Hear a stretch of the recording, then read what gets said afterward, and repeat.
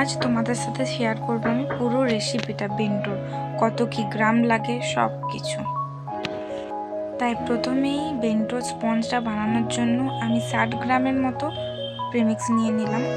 Regular প্রেমিক্সই আমি use করি। Premix 60 গ্রামের মতো নিয়ে নিলাম। তারপরে জল পরিমাণ মতো দিলেই হবে, একটু একটু প্রথমে দিতে হবে নিজের পরিমাণ মতো। আমি জলটাও তোমাদেরকে ওজন করে দেখিয়ে দিচ্ছি কতটা। 40 গ্রামের মতো জলটা নিয়েছি, 40 ওজন হয়েছে। তারপর ভালো করে এভাবে মিক্স করতে হবে যাতে বেশি লিকুইড না হয়ে যায়। বেশি লিকুইড হয়ে গেলে কিন্তু স্পঞ্জটা একদমই ভালো হবে না, এরকম স্পঞ্জ থাকতে হবে। তারপর তুমি যে ফ্লেভার দেবে সেটা দিলে। তেল দিতে হবে, বেশি তেল দিও না, কম দিলেই হবে। আর তোমরা যেটা করো বেন্টোতে তোমরা বাটার পেপার দাও, আমি কিন্তু বাটার পেপার দিই না, ওই একটু তেল দিই। তারপর যে তেলটা স্পঞ্জে দিয়েছিলাম সেখান থেকে একটু বেঁচে গিয়েছিল, সেই তেলটাই বেন্টোর বক্সের টিনটাতে দিয়ে দিয়েছি। টিনে যে তেলটা দিয়েছিলাম সেটা ব্রাশে করে ভালো করে চারিদিকে এভাবে লাগিয়ে নিতে হবে, ভালো করে লাগিয়ে নিতে হবে যাতে আটাটা, আমি এবারে যে আটা দিচ্ছি সেটা যাতে লেগে যায় ওই জন্য। এবারে ড্যাব ড্যাব করে চারিদিকে ছড়িয়ে দিতে হবে, আটাটা পুরো লেগে যাবে। তোমরা দেখতে পাবে যে কীরকম লাগছে দেখতে, এরকম জিনিস লাগবে। বাকি বেঁচে থাকাটা ফেলে দিতে হবে আটাটা। এবার স্পঞ্জটা দিলেই না তোমরা স্মুথলিভাবে দেখতে পাবে বাটারটা লেগেও যাবে, এবং যখন বেক হয়ে বেরোবে তখন তোমরা নিজেই বুঝতে পারবে যে কি সুন্দরভাবে বেরিয়েছে। বাটারটা দিয়ে দেওয়ার পর কিছুক্ষণ ড্যাব ড্যাব করে নিতে হবে। তারপর হয়ে গেলেই 15 মিনিটের মতো গ্যাসে দিতে হবে। আর আমি বেন্টোর জন্য 100 গ্রামের মতো ক্রিম নিয়েছি। প্রথমে 1 দিয়ে বিট করবে, তারপর আস্তে আস্তে তুমি 1-2 করে করবে। আর এভাবে লিকুইড ফর্মে যেমন থাকে। আর তোমরা দেখছো যেটা যে আমি বেন্টোর কোনো টিন নিইনি বা কোনো কেকে যেগুলো ক্রিম গোলে সেটাই নিইনি, কিন্তু একটা ছোট্ট আমার কাছে টিফিন ছিল, সেই টিফিনের মধ্যেই কিন্তু আমি এটা নিয়েছি। কারণ 100 এতটা কম ক্রিম কোনো বড় জামবাটিতে বা কোনো জায়গাতে করা যায় না, তার জন্য ছোট জায়গায় করেছি। দেখো কীরকম পারফেক্টভাবে হুইপ হয়েছে ক্রিমটা, তোমরা দেখেই বুঝতে পারবে কতটা পারফেক্টভাবে হয়েছে।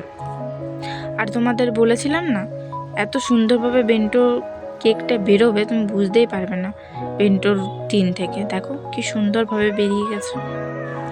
এবারে এটাকে ভালো করে কাটিং করে নিতে হবে। প্রথমে তোমাদেরকে এভাবে কাটা চলবে না, কিন্তু প্রথমে উপরেরটা একটুকু ফেলে দিতে হবে কেটে। জাস্ট যদি বেশি ঢালু না থাকে তাহলে কমই ফেলতে পারো।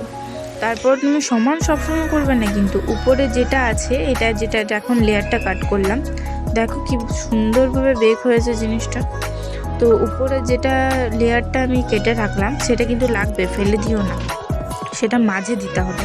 তোমাদের দেখাবো কি সুন্দরভাবে শেপটা, এই যে উঁচু নিচু আছে, তুমি বুঝতে পারছো না যে কোনটা কখন কিসে কী করে দেবো, সেটা তুমি এই ভিডিওতে পুরোটা দেখলে তুমি ভালো করে বুঝতে পারবে। একটাও স্টেপ মিস করো না। কিন্তু এটা সুগার সিরাপ ছিল, যেটা আমি ওভারনাইট রাতে আমি চিনি দিয়ে করে রেখেছিলাম। তো ভালো করে এটা স্পঞ্জে দিয়ে দিতে হবে যাতে খুব হার্ড না হয়ে যায়।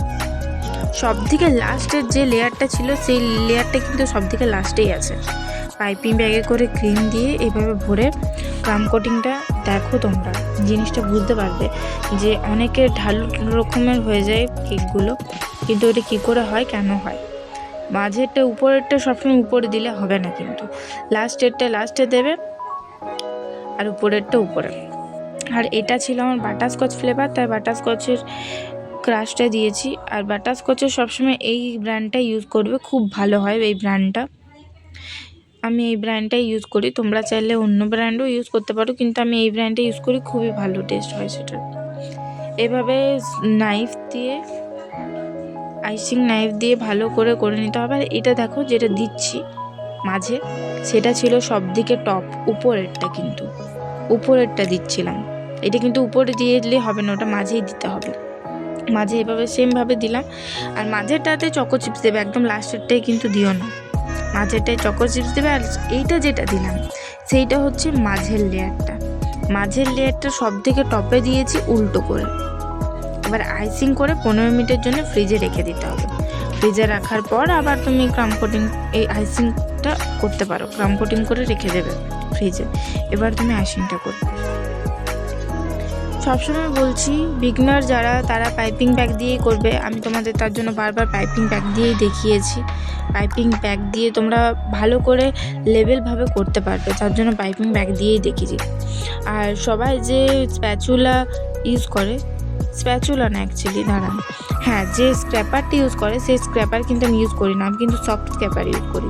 আর এটা আমি নিজেই বাড়িতে বানিয়েছি। তোমরা চাইলে সফট স্ক্র্যাপার কিনে নিতে পারো। সফট স্ক্র্যাপারে সবসময় স্মুথলিভাবে পুরো কেকটা স্মুথ হয়, তার জন্য আমি সফট স্ক্র্যাপার দিয়ে করি। আর এই ডিজাইনটা না সবাই করতে পারে না। এই যে ডিজাইনটা আমি করলাম উপরে, সেই ডিজাইনটা সহজে হয় না। তো ওটা আমি যেভাবে দেখালাম সেটা ভালো করে দেখে নেবে, তারপরে করবে।